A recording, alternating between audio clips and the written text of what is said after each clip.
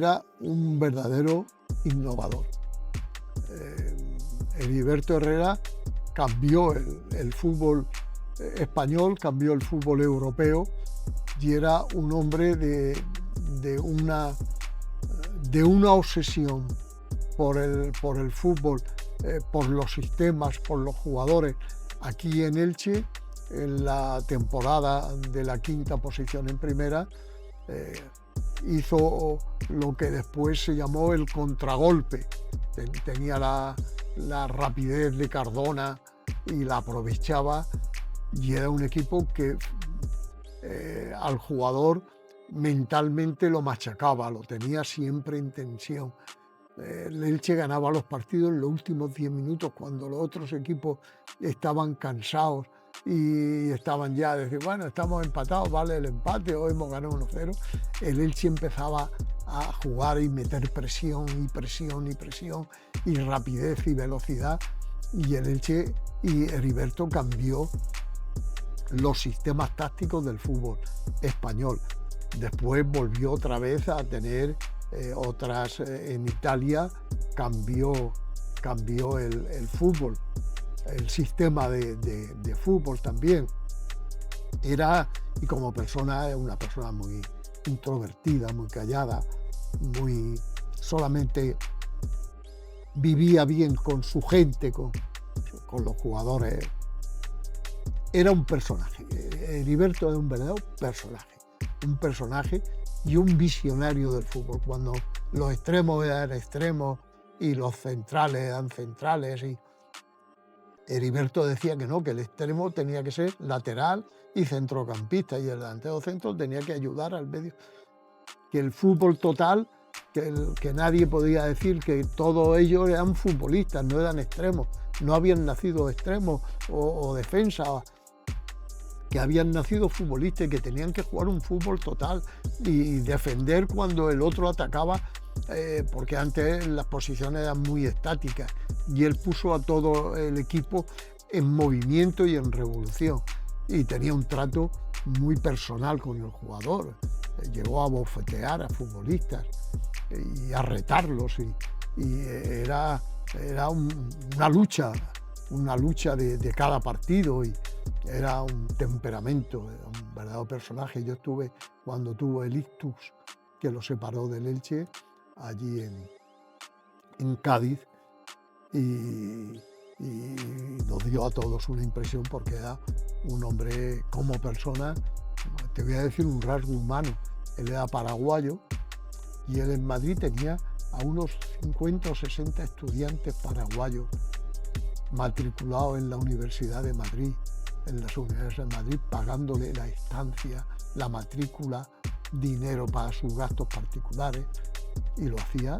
Él era soltero y tal, no tenía hijos, y él tenía un coche, un Volvo en aquellos tiempos, con matrícula del cuerpo diplomático, que la República del Paraguay se lo había dado y tal. Era un personaje.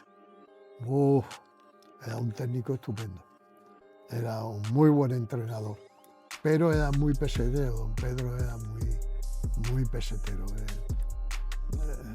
Te quitaba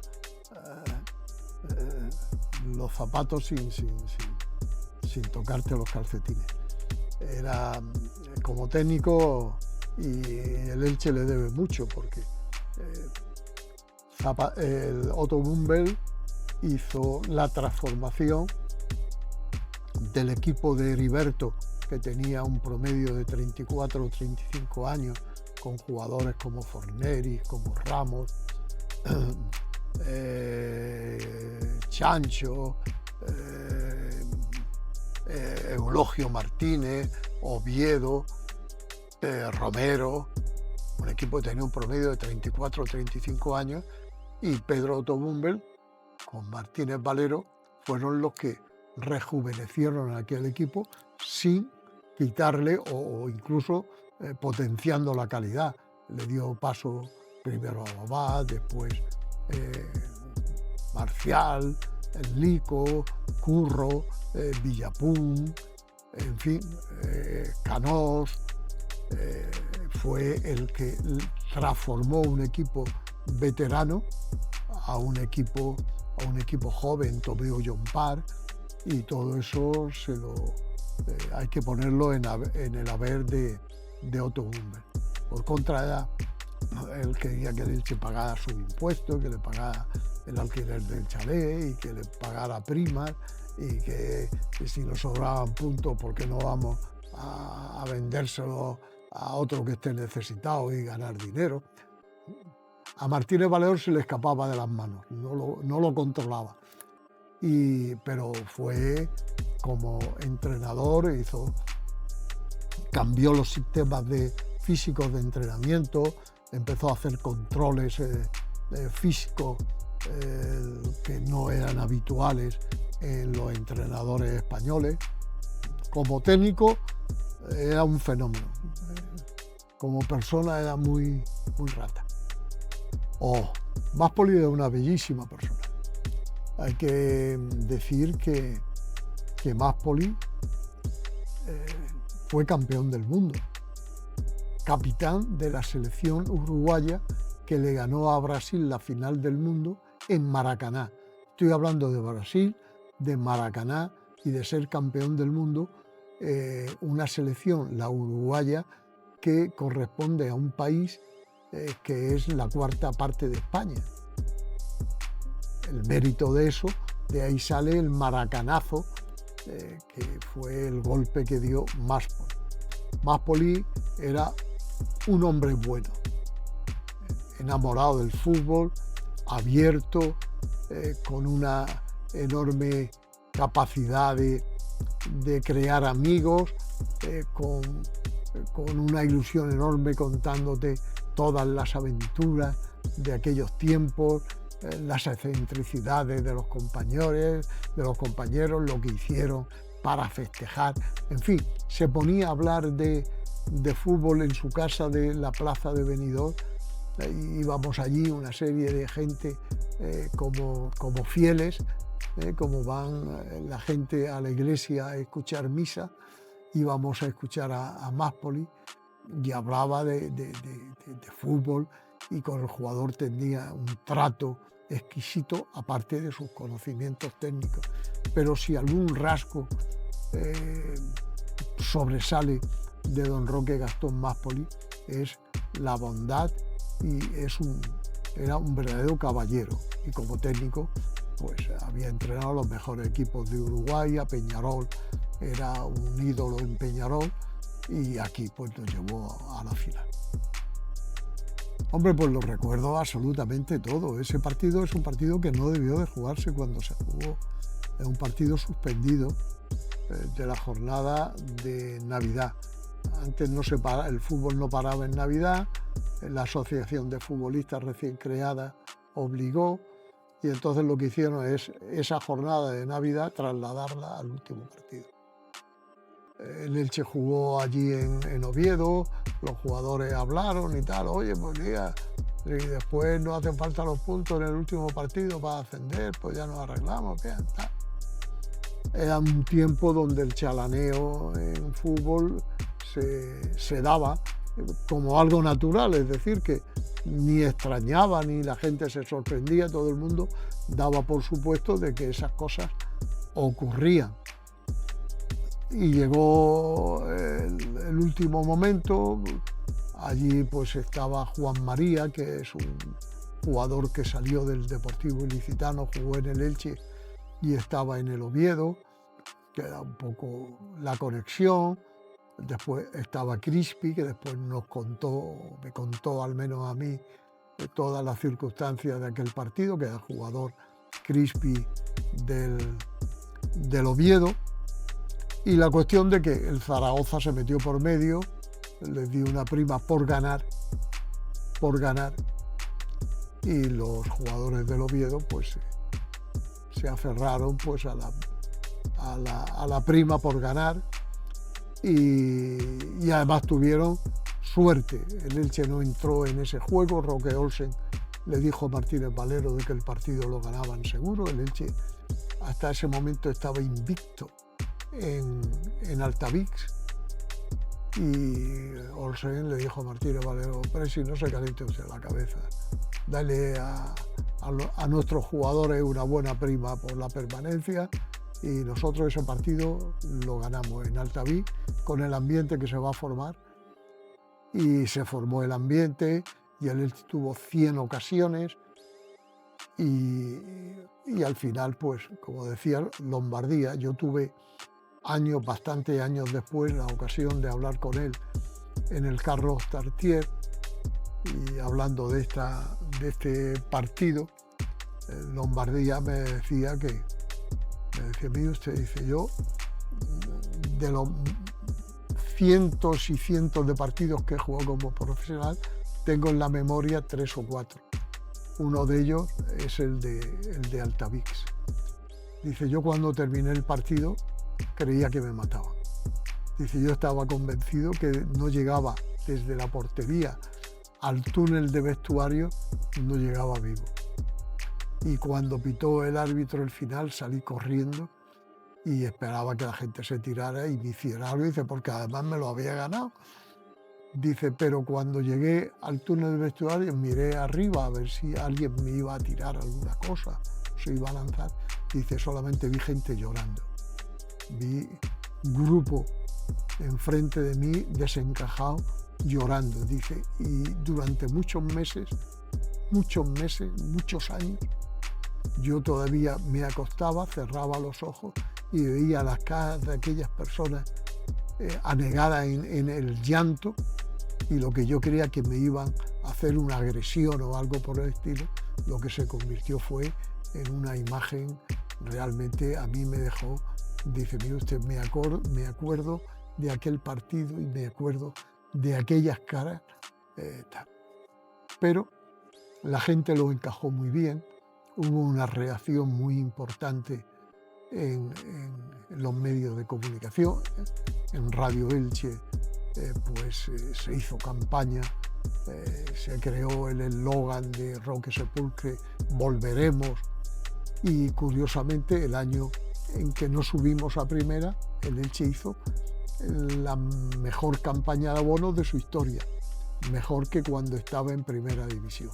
Aquel año del fracaso del Oviedo, la reacción del público, de la afición, fue tremenda.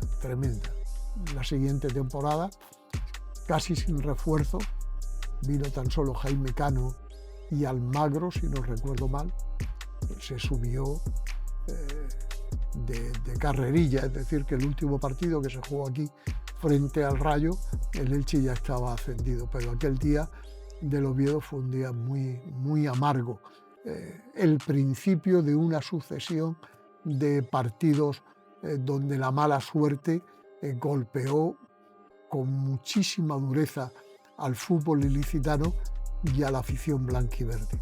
Sí, eso fue un intento desesperado de un buen hombre, Joaquín Vidal, que da la mano derecha de Martínez Valero, que él al final de la primera parte, cuando la cosa se vio negra y tal, pues intentó. Y viendo que esto, pues se fue andando a Lombardía, pues a ver si le cambiaba, diciéndole al parecer que ya la cosa estaba arreglada, que se dejaba meter un gol, que no se preocupara y tal. Fue un intento voluntarioso, desesperado, y que dejaba bien claro el ambiente que había en la directiva de necesidad de ascender, y el hombre pues arriesgó pues mucho haciendo ese espectáculo de dar la vuelta a la banda y situarse junto al palo. Fue una decisión pues descabellada, pero con un fondo de dramatismo, porque para que una persona de fútbol tuviera ese impulso de hacer eso delante de 20.000 espectadores que habían allí, pues tenía que tener un sentimiento de responsabilidad y de deseos y de ganas de tal y que cual, que también hay que valorar ese aspecto y no quedarse exclusivamente en la anécdota. Sí, todo esto coincidió con la venida de Pipo Rossi.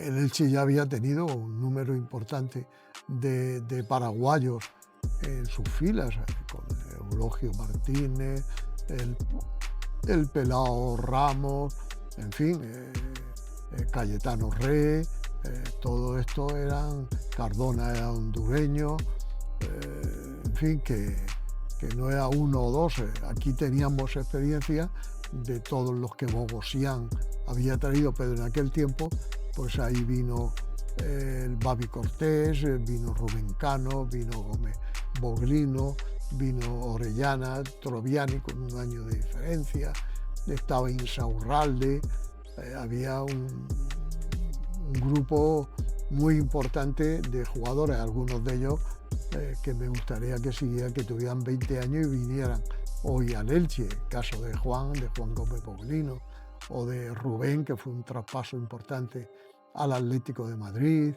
Eran jugadores de una calidad.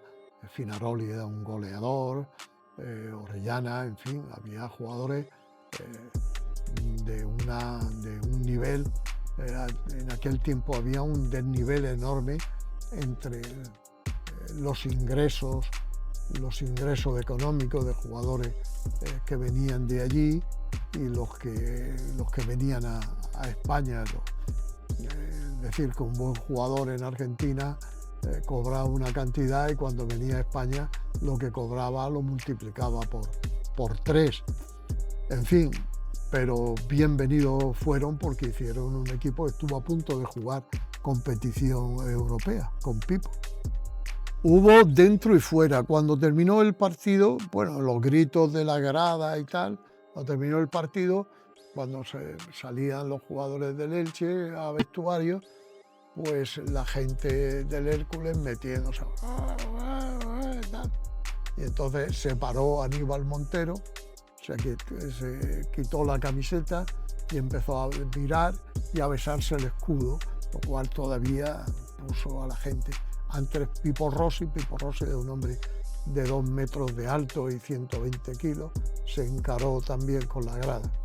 Y después dentro del vestuario ocurrió de que estaban los vicepresidentes don Juan Sánchez Ruiz y Pablo Serna, y se armó una trifulca y detuvieron a Juan Sánchez Ruiz, que era una bellísima persona, un hombre.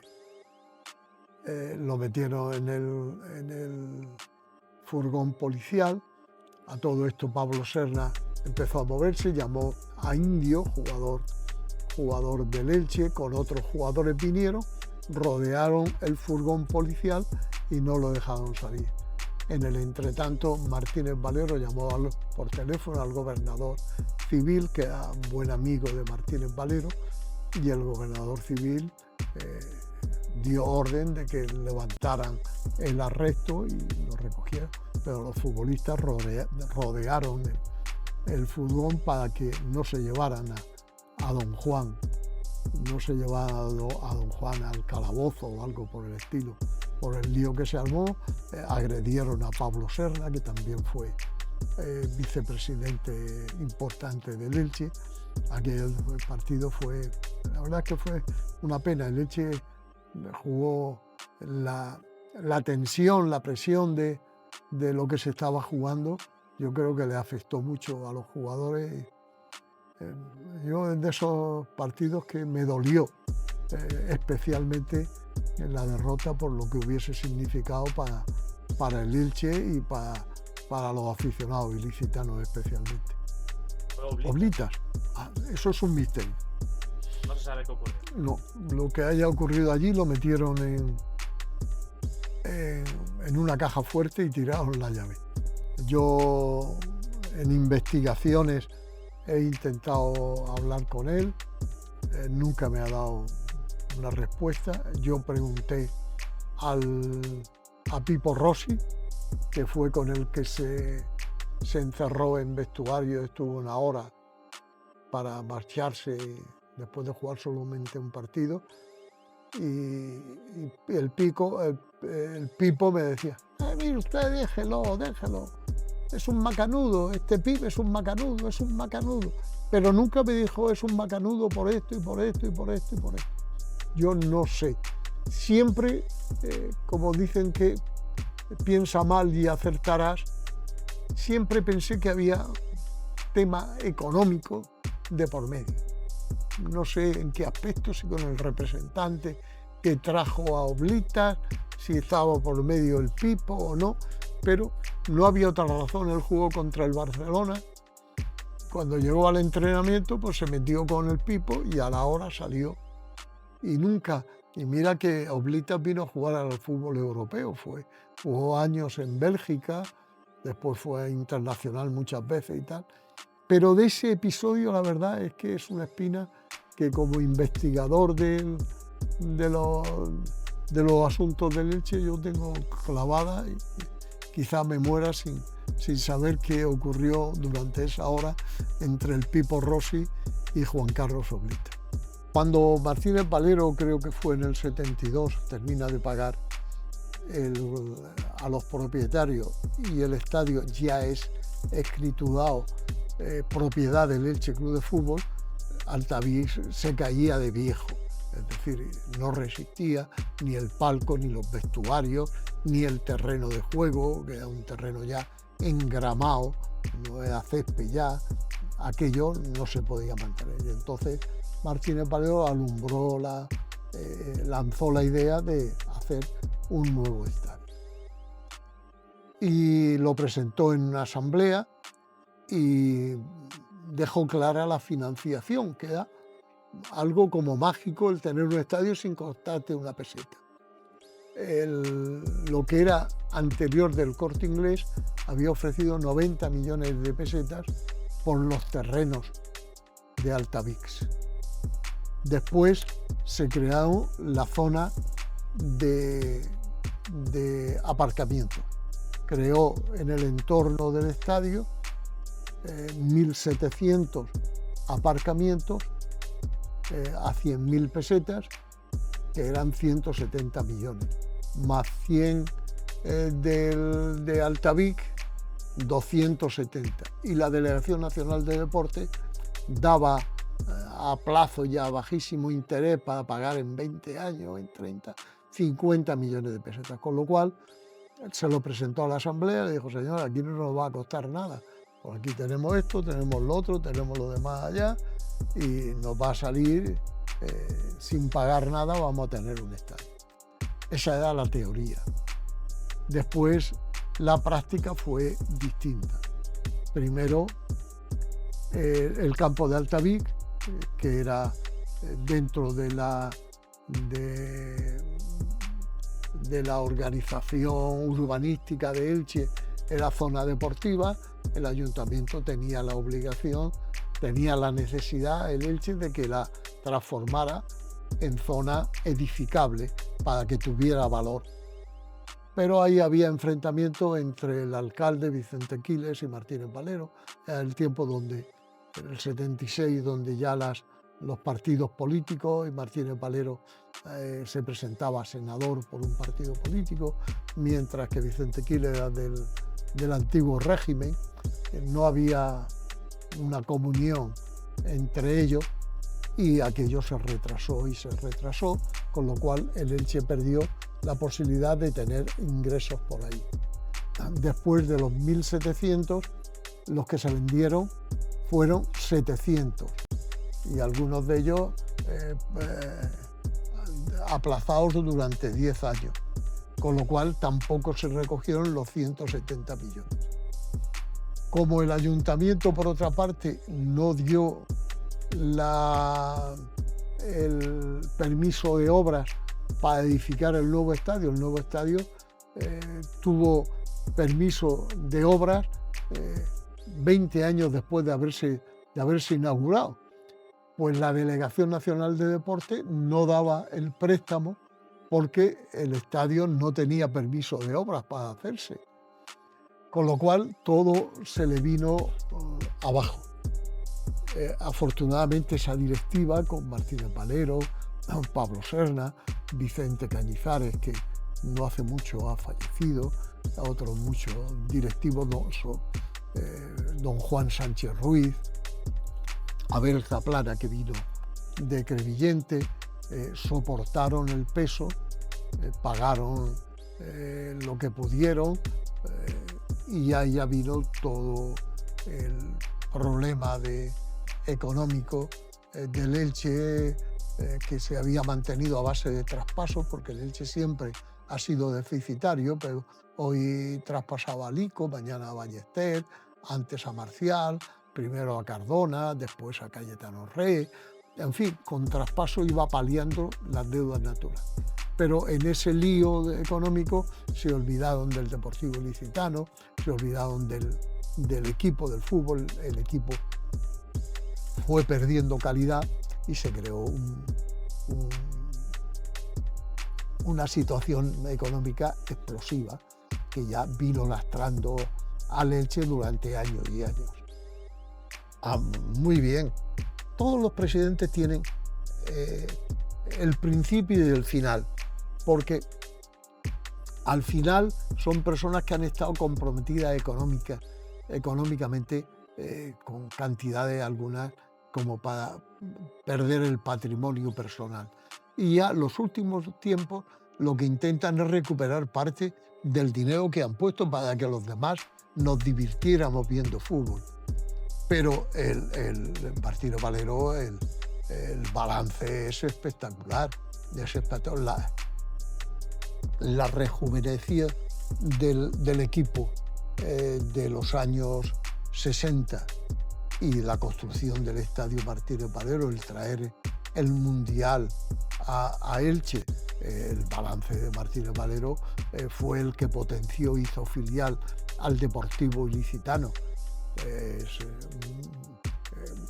Esquitino quizá fuera más carismático por su carácter y su forma de ser, pero Martínez Valero es un presidente decisivo, importante y que dejó escuela en el Elche Club de Fútbol. El fútbol ilicitano le tiene mucho que agradecer a don Manuel Martínez Valero. Pipo Rossi era un genio. Pipo Rossi, como jugador, fue considerado el mejor medio centro del mundo y el mejor de la historia de Argentina. Era un tipo que no dramatizaba el fútbol era un juego. Él entrenaba en Altavix, que Altavix era peligroso, de grama y no es la alfombra del estadio actual, descalzo, y descalzo le daba unos zapatazos al balón que lo rompía.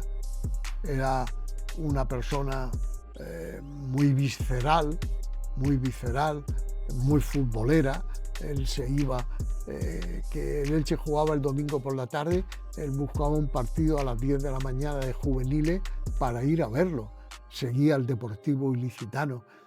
Era un tipo, había ahí anécdotas, él antes de empezar el partido aquí en Altavix se iba a la cantina y se tomaba un chupito de whisky. Y aquello pues, escandalizaba, el entrenador en la cantina tomando whisky ante un partido.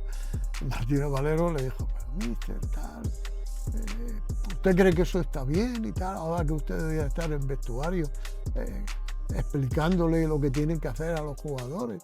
Y el Pipo se lo quedaba mirando y decía, Presi. Si en una semana no lo han aprendido, lo van a aprender en estos 5 últimos minutos. Era un personaje muy superior, es decir, él estaba por encima de todo. Pipo Rossi era un personaje especial, era genial. Como futbolista había sido el mejor mediocentro del mundo y como persona era un tipo que merecía la pena. Él protagonizó con otros compañeros en Argentina grandes jugadores como La Bruna y algún otro. La primera huelga de futbolistas se fueron de Argentina a Colombia, Millonarios. Se llevaron también a Alfredo Di Stéfano como aprendiz, como juvenil, y tenía una concepción abierta, muy ofensiva del fútbol.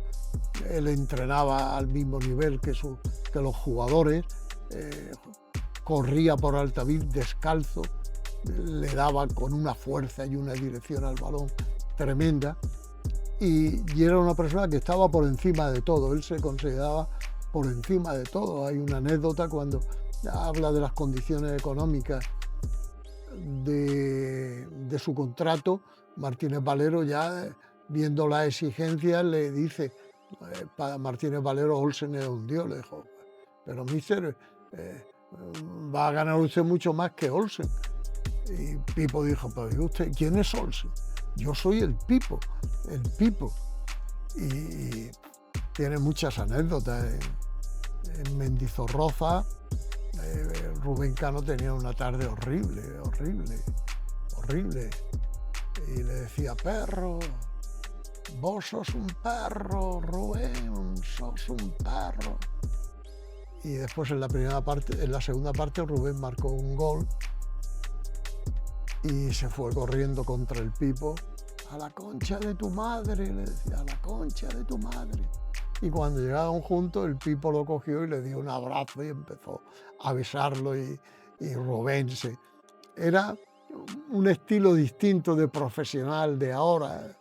Él lo hacía todo, entrenaba portero, táctico, lo otro, y tenía pocas palabras, en el sentido no tenía mucho rollo, pero tenía una visión un conocimiento del futbolista y del ambiente. Le gustaba, era un loco de cualquier, él era capaz de ver a 3 chiquillos en una replazoleta jugar con una pelota de goma y quedarse allí parado estático viendo cómo le pegaban. El tipo era de un nivel por encima, y él lo sabía, y un tipo medía 2 metros y pesaba 120 kilos. Defendió en Petrel a los jugadores del Ilicitano que querían agredirlo, y se tiró al campo y empezó a pegar puñetazos a todos los que se metían con los jugadores del filial. El tipo, entre los que lo tratamos, dejó un recuerdo imborrable. Pues Roque Olsen era un personaje. Roque Olsen era la antítesis. También era argentino, pero era la antítesis del Pipo. Olsen era un técnico cuadriculado. Él tenía un sistema y una forma. Aquí Olsen, aunque fuera argentino, españolizó al Elche. Dejaron de estar jugadores como Rubén, Cortés, Saurralde, el otro y tal, y empezó a traer jugadores españoles. Trajo a Romea, trajo a Silvio, trajo a Sichá, en fin. Y él era las pretemporadas durísimo, y era muy estricto en los sistemas tácticos, muy elemental. El 5 marca el 9, los interiores se mataban a correr y tal, los extremos eran estáticos. En fin, era un hombre que no era de un juego bonito, pero era efectivo. Él decía que era la manera de jugar en segunda para ascender. Y lo importante era puntuar, y que el medio era... después tenía un trato muy irónico con los jugadores, tal. En fin, Roque Olsen aquí ha sido un entrenador muy importante. Se llevaba muy bien con Martínez Valero, porque él era capaz de explicar en los partidos a Martínez Valero. Le llevaba siempre en el pico de la muleta, y Olsen tenía un grupo de jugadores muy cercanos, y vencía, pero no convencía. La gente aquí no gustaba el fútbol de Roque Olsen porque estábamos acostumbrados al jamón de jabugo y nos traían jamón york. Y aquí la gente protestó mucho a Roque Olsen, lo apreciaba, lo estimaba, pero no le gustaba el fútbol de Roque Olsen, que era un fútbol que buscaba sola y exclusivamente el resultado, y que hacía a los jugadores pues de una rigidez táctica tremendo y de un trabajo físico espectacular. Felipe Pessones era una persona con una visión del jugador tremenda. Felipe conocía al futbolista y apreciaba mucho al buen jugador. Era un hombre que tenía las ideas muy claras, que sabía transmitirlas, que era de jugadores, hacía 11 estables que no movían, ni rotaciones, ni cosas por el estilo. Y futbolistas como Astroviani, los cuidaba, a Aníbal Montero, a los fundamentales los cuidaba. Tácticamente era un hombre con las ideas muy claras y siempre en tensión. Era un entrenador de mucha calidad, que aquí gustaba por el fútbol que hacía y porque al fútbol le unía resultados. Él ascendió, después ya la última etapa fue decadente, pero las 2 primeras veces que estuvo Felipe en el Elche, los resultados y el fútbol que practicó el equipo siempre fueron muy buenos. Porque había mucha ilusión, y cuando se crean muchas ilusiones, después, cuando llega el fracaso, las reacciones son mucho más negativas. El Elche venía, en el subconsciente de todo estaba el día del Oviedo, la tarde del Oviedo, que decíamos aquí. Y el día del Cádiz lo teníamos la gente lo tocaba en la yema de los dedos, lo tenía el ascenso. El Elche había empezado muy mal, hasta que entró Evaristo Carrió, y Evaristo Carrió le dio una vuelta psicológica al fútbol en Elche y al equipo y tal, y había un estado de excitación por el ascenso que después se terminó en decepción, con todas esas anécdotas añadidas de la posibilidad que se dijo de Campos, el portero que había sido tocado por el Cádiz, algo que queda ahí en el limbo. Y la gente, ese partido hizo muchísimo daño al fútbol, mucho daño a la afición, y dejó huella durante mucho tiempo, una huella que ni se borró después con los 2 ascensos del 84 y del 88. Fue un partido el mayor lleno de la historia del Estadio Martínez Valero. Se calcula, entonces el aforo era de 60.000 habitantes, de 60.000 aficionados, y se metieron sobre 80, y se quedaron 15 o 20 en los aledaños del estadio. Aquello fue una locura. Yo la cabina de radio la tenía llena de gente, yo estaba allí acogotado, porque la gente no sabía dónde colocarse, y entró. En fin, había un ambiente tremendo, por lo tanto la decepción también fue tremenda. No, Diego Quile ha sido un hombre muy querido por la afición, y ha sido una verdadera vocación blanquiverde. Diego, él no iba para presidente, era Vicente Pastor el que tomó el relevo de Martínez Valero. Vicente Pastor, cuando le gritaron 4 veces en el palco, dijo que él no había ido a Elche para que le gritaran, y se fue, y su vicepresidente era Diego. Y Diego pues hizo frente a la situación, ascendió al equipo. Después todo el mundo pensábamos que la primera división era la solución, pero se perdió de dinero lo que no estaba escrito, y se defendió pues de mala manera, porque el Elche no llegó a competir realmente por la permanencia. Diego se mantuvo ahí y tal. Después tuvo el problema con los compromisarios, entró Sepulcre padre. Sepulcre padre también se fue al poco tiempo, como Vicente Pastor anterior se quedó Sánchez Riquelme, y con Felipe el Elche ascendió. Se creía otra vez que eso era la panacea para solucionar todos los problemas de deudas del Elche, porque arrastraba cantidades ingentes de dinero de deuda todos los años, perdiendo el 30 o 40% de su presupuesto. Y ya el equipo entró, cuando se defendió en el 88, ya entró en una rampa, fue cayendo poco a poco, hasta llegar a los infiernos de la segunda división B. Sí, yo te decía, creo que al principio, que el Elche es la historia de un superviviente.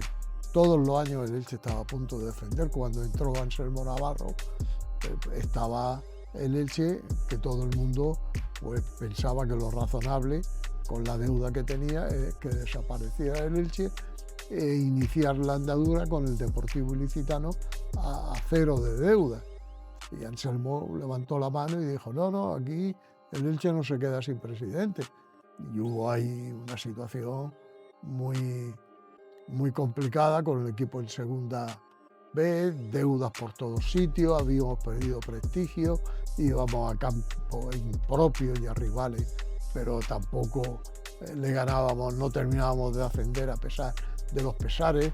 3.000 aficionados en el campo, llegaron a repartirse bocadillos para que la gente fuera o a ponerse urnas en la puerta del estadio y dejando las puertas abiertas y que cada uno pusiera su voluntad, porque eran situaciones dramáticas en las que la gente se quedó en su casa y solamente iba una pequeña guardia pretoriana a ver al equipo. 3.000 aficionados, 4.000 aficionados que se perdían en la inmensidad del estadio Martínez Valero. Y toda esa gente pelearon, lucharon porque el Elche no desapareciera, pusieron su patrimonio a contribución del club. Y son gente al que habría que ponerle un monolito por allí, por el estadio, porque en aquella travesía sin afición, a base de aportaciones personales, teniendo en el Macuto las deudas históricas del Elche Club de Fútbol y tal, la verdad es que fue una travesía del desierto árida y muy difícil. Se resolvió un problema que estaba el Elche en la misma situación, todo había sido provisional, Antonio Cove se había quedado ocupando la presidencia mientras que buscaba otro presidente, pero aquí nadie quería ser presidente y se hizo una asamblea de socios en el Gran Teatro y las peñas animaron, llenaron el Gran Teatro y se creó un clima muy blanquiverde, pero terminó la asamblea y aquello parecía que había fracasado. Entonces surgió Sisto Marco con aquella frase famosa, él estaba junto a mí en el palco del Gran Teatro comentando para la radio las incidencias de la asamblea. Sisto Marcos se levantó y dijo, de aquí no sale ni Dios hasta que el Elche tenga presidente. Y aquello paralizó a la gente. Martín Eñíguez fue a Diego, lo levantó y la gente dijo, Diego. Se creó lo que llamaba el espíritu del Gran Teatro, que dio paso a la creación de la Sociedad Anónima Deportiva Diego, mano a mano con Paco Borja. Hombre, con más tensión el de Baracaldo, porque en el Baracaldo el Elche había ganado en Baracaldo, pero no sabemos qué había pasado porque se estaba jugando el partido de Córdoba y hasta que no terminaba 2, 3 o 4 minutos, y yo no he visto minutos más largos, ni he tenido la sensación de minutos más largos en mi vida, que ayer 3 o 4 minutos que estábamos en la cabina, yo le di paso al comentarista de Córdoba para que él contara los últimos minutos y yo veía las caras de los aficionados de Elche, que eran mayoría en la Cesarre, y estaban todos como estatuas de mármol, blancos, hasta que terminó el partido de Córdoba con la victoria del filial del Deportivo de La Coruña, y aquello fue una explosión. Después Melilla tenía varias situaciones. Primero el riesgo físico que pasamos allí en el campo del Melilla, que fue algo peligroso. En la misma cabina de radio pues nos agredieron, fue algo tremendo. A Diego y Juan Serrano, que iban con las mujeres, tuvieron con problemas. Aficionados no llegaron a entrar, que vinieron de Elche en barco a ver el partido, se fueron porque temían de que tuvieran un gran problema. Después el gol de Claudio y el ascenso. y eso fue también una inyección de adrenalina en vena, con la situación añadida de lo que aquello significaba anímicamente para Tolo Plaza, que había pasado desde principio de temporada con un cáncer linfático y que todo el mundo llevábamos en algodones y tal, y él tenía una enorme ilusión, lloraba cuando hablaba de ascender al Elche a segunda, y cuando aquello se produjo hubo también una explosión de sentimientos allí en Melilla, muy fuerte, por jugadores, por el propio presidente Diego Quiles, que se quitaba de encima el peso del descenso en Jaén. En fin, fueron dos partidos muy fuertes y muy emotivos. Sí. Claro, aquí, después también en Canarias contra el Universidad, que lo sacó todo en las segundas partes y tal, ahí empezó toda la andadura de Nino, que terminó, pues como todo el mundo sabemos, lo que ha sido Nino en el Elche. Ha batido todos los récords, pero salía como un torbellino. Él nos metió en el ascenso. Fina Ayas, de Peña y Fema, me dice: Santiago, oye, vamos a hacer una manifestación y tal, a ver si podemos ablandar y lo otro. Digo: Fina, esto, si no se meten políticos y de alto nivel y tal, como ya ocurriera con el Betis y con el Celta de Vigo, creo que fueron. Dije: pero yo, lo que tú quieras, Fina, haznos un discurso y tal, que tú eres el único que puedes hacer. Y fue una manifestación también multitudinaria, llegó a la Plaza Ibáiz, y allí pues hablamos entre otros, y hablé yo también y tal. Nunca confié de que aquello sirviera para mucho, porque el fútbol había cambiado, el fútbol se había hecho profesional. Aquí seguíamos pensando de que las cosas, que a nosotros no nos podían pasar esas cosas y tal, hasta que nos pasaron. Y hubo la vergüenza nacional que tuvimos que pasar del descenso administrativo, que fue en el fondo una verdadera estupidez, porque al final se pagó con dinero que el Elche tenía en la Liga de Fútbol Profesional por los derechos de televisión y tal. Pero creo que hay la entrada de Anguís prometiendo aquel talón famoso, aquel aval famoso y tal, pues encandiló a Mercedes Alonso, que da también las Peñas, tal. Pepe Sepulcre tenía muy mala imagen porque había pasado episodios muy rocambolescos y tal, y se juntaron todas las situaciones peores y terminamos por descendernos administrativamente, que a mí personalmente me dolió, no ya por estar en segunda, porque yo había sido y he estado con el Elche en segunda B, y la segunda no me parecía, pero por la imagen que se daba en Elche de que el equipo, por impagos y tal, pues descendiera de categoría, que es algo que a mí la verdad es que personalmente me dolió mucho. Yo creo que se ha valorado a muchos dirigentes ilicitanos. Ahí en el Elche, la verdad es que han pasado personas que de verdadera admiración, gente que se han dejado su patrimonio, que han dejado parte de su vida, que después una vez habrán acertado más o menos, pero que para que los demás nos divirtiéramos, porque el aficionado normal lo que quiere es un abono barato y un equipo caro. Pero ellos tuvieron que mantener situaciones económicas a base de hacer movimientos bancarios y de poner sus patrimonios al servicio del Elche. El Elche debía a directivos, cuando se hizo la sociedad anónima, 500 millones de pesetas,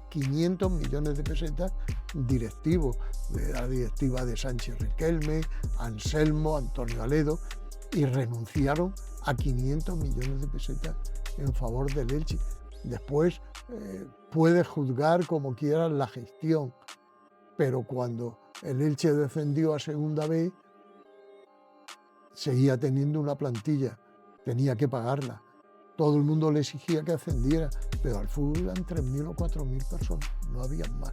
Es decir, que tenemos que repartir responsabilidades entre todos y agradecer mucho a los que han pasado en las directivas del Elche Club de Fútbol, a todos menos a uno, agradecerles mucho que hayan estado al servicio del Elche, poniendo en marcha y manteniendo vivo a ese juguete que llamamos Elche Club de Fútbol, que nos divierte, pero que a ellos, a muchos de ellos, don Juan Sánchez Ruiz, por ejemplo, le costó la ruina, y ellos tuvieron carácter, amaron al Elche, lucharon y, ya te digo, comprometieron sus patrimonios familiares por mantener vivo ese juguete que llamamos Elche Club de Fútbol.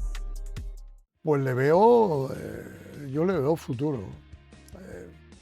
Si a mí hace 5 años me dicen que la transición entre manos ilicitanas y manos foráneas iba a ser tan suave, pues no me lo hubiese creído. Pero lo cierto es que, como el fútbol se mueve en estos momentos en que sus ingresos dependen de la Liga de Fútbol Profesional y de los ingresos de televisión, los ingresos por taquilla o por abono no pasan del 17 o el 18%, lo que se necesitan son personas al frente del club que dominen los temas deportivos, y al que vendió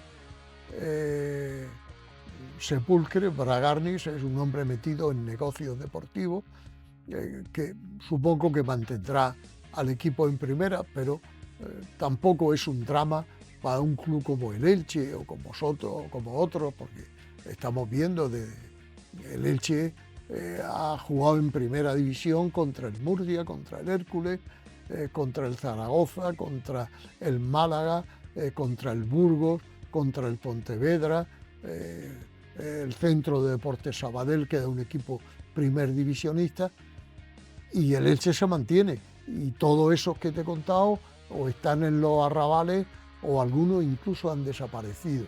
En fin, creo que el hombre que ha venido es un hombre prudente, un hombre callado, no ha sacado pecho y ha tenido golpes de suerte.